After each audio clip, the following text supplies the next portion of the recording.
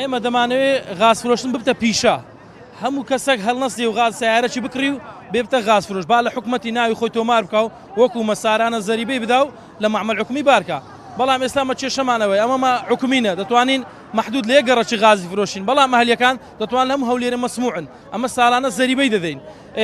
دستانان کە دەبتە هەزمەی غاز کەم دەبی حکومەت بەس یەخەیمە دەگری ئەمە دەتوانین بار بە 7.5 فرۆشن ئەوان دەتوان بە 10 دەدەن بە 15 دەدەن بە کەیفی خۆیان دەفرۆشن لەبەر هەندێک ئەمە داوامان لە حکومەتی هەرێم هەیە داوامان لە سامانی وەزارەتی سامانە سروشتەکان هەیە